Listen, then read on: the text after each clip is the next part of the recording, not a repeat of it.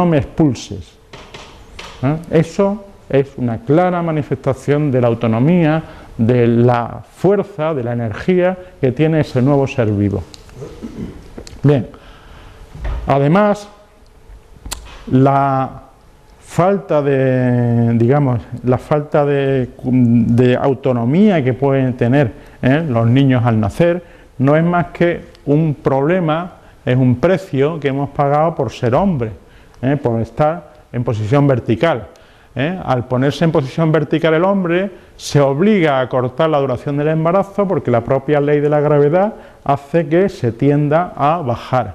Por lo tanto, el recién nacido tiene un desarrollo menos completo que otras especies animales, es más indefenso, nace más indefenso. Entonces esto hace el niño más necesitado de cuidado porque su proceso de maduración es muy incompleto debido a la posición en que nos desarrollamos. En cuanto a la viabilidad, vamos, ¿qué os voy a contar?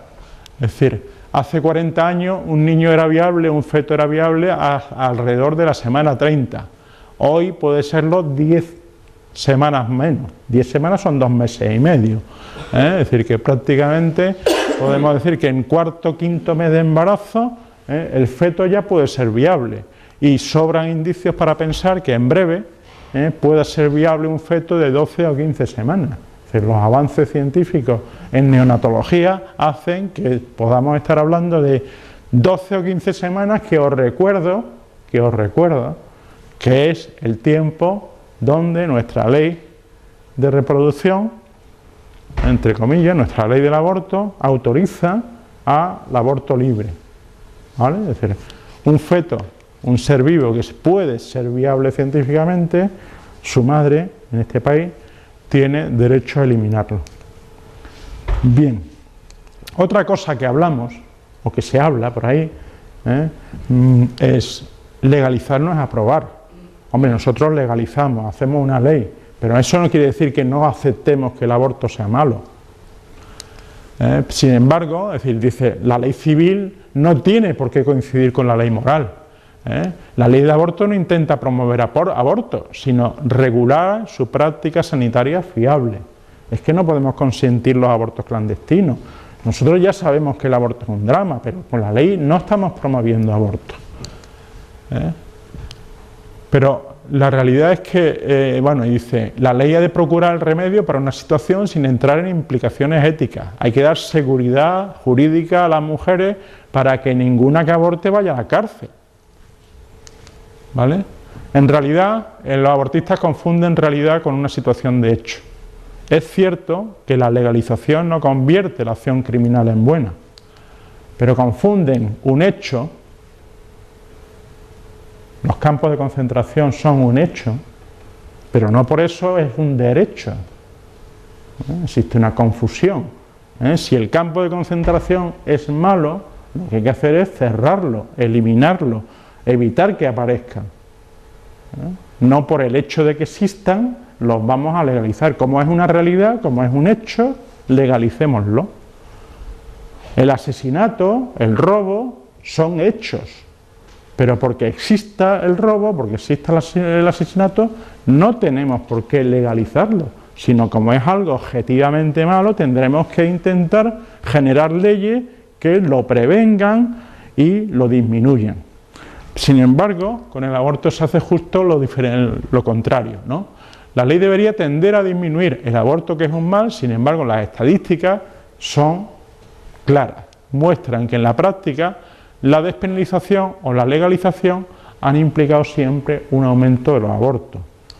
Es decir, si analizamos los abortos bueno, ya tenemos datos de 2008, pero aquí en esta diapositiva, desde el año 97, fecha de la despenalización del aborto, hasta el 2007, vemos que la cifra de abortos pasa de 40.000 a cerca o por encima de los 100.000. Se han multiplicado por más de 2, prácticamente por 2,5, el número de abortos conocidos en España. Conocidos en España, porque habría que ver, es decir, si sabiendo como sabemos que esas clínicas abortistas que están reunidas ahora mismo en Sevilla en un congreso, trabajan 7 días a la semana, 365 días al año y prácticamente 24 horas al día, el número de abortos que teóricamente hacen no coinciden con los que declaran. No sé si porque hay una ocultación fiscal o por qué razón. Y además, por los motivos por los que se aborta en España, esto en el momento de la despenalización, fijaros que básicamente por la coladera del peligro para la salud materna en el 97% de los casos. Si el aborto es un mal, ¿por qué la ley no consigue disminuir ese mal, sino que lo ha multiplicado por más de 2 veces? En España, además, desde hace muchos años, ninguna mujer ha ido a la cárcel por abortar. Ninguna mujer. Hace más de 30 años que no va ninguna mujer a la cárcel en España por abortar. Seamos claros, seamos sinceros. ¿Se pretende proteger a las mujeres o al negocio de las clínicas abortistas? El famoso proyecto de ley orgánica, que ya no es proyecto, sino que ya es ley de salud sexual y reproductiva y de interrupción voluntaria del embarazo, como decía muy bien Juan, camelos, pues dice que, y esto es lo grave, esto es lo tremendamente grave de esta ley, que se garantiza el acceso a la interrupción voluntaria del embarazo en las condiciones que se determinan en esta ley. Y estas condiciones se interpretarán en el modo más favorable para la protección y eficacia de los derechos fundamentales de la mujer que solicita la intervención. Hemos transformado el aborto, que es un mal que habíamos despenalizado, en un derecho fundamental de la mujer. Y por lo tanto hemos creado la obligación al Estado de proteger ese derecho fundamental. Y además esto viene acompañado con la educación para la ciudadanía, para que efectivamente adoctrinen a nuestros hijos, adoctrinen a nuestros nietos, adoctrinen a los niños, a los adolescentes en este sentido. Gracias a Dios, el Tribunal Superior de Justicia de Andalucía, como vosotros sabéis, acaba de dictar una sentencia favorable a la objeción de conciencia de un vecino nuestro de Bollullo, que además me acabo de enterar que es palmerino, que presentó el recurso, gracias a Dios. Pero no nos olvidemos que esa ley de educación sexual, esa ley de educación para la ciudadanía, lo que está haciendo es intentando ideologizar, catequizar a nuestros niños para que esto pues sea como de cajón. A ver, ahora. Bien, pues el argumento así un poco de decir, bueno, hombre, es que es necesario impedir los abortos clandestinos, ¿no? Es decir, ese mundo ahí es un mundo de las abortaderas, de las comadronas, esas que tal, ¿no? Es decir, como esa foto que me hizo a mí, me revolvió un poco las tripas, ¿no? De un país iberoamericano, donde, bueno, pues había un teléfono claro para abortar, ¿no? Pero en realidad lo que hacemos es presentar casos dramáticos, lo que se hace es presentar casos dramáticos. No van a desaparecer los abortos clandestinos, al contrario, con la ley, con la situación de legalización, lo que se hace es que se opacifican todavía más. Porque muchas personas, para evitar la publicidad, los papeleos, las certificaciones, la inspección pública, con el riesgo de divulgación que acarrean, se inclinan por la clandestinidad del aborto. Es decir, la despenalización del aborto no ha disminuido los abortos clandestinos. A lo mejor ha cambiado el perfil de quien aborta clandestinamente, pero no los ha disminuido. Es más, podemos afirmar que incluso abortos en las clínicas legales se pueden considerar clandestinos porque no se declaran. Es decir, que en realidad quien está haciendo los abortos clandestinos son esas clínicas que sin ningún tipo de pudor, a cualquier tipo de persona que la pide, cualquier tipo de mujer que lo solicita, se lo practica. Y no tenemos que olvidar, porque hace poco tiempo hemos visto las clínicas del doctor Morín con fetos de muchísima más edad de la autorizada legalmente, sin ningún tipo de pudor.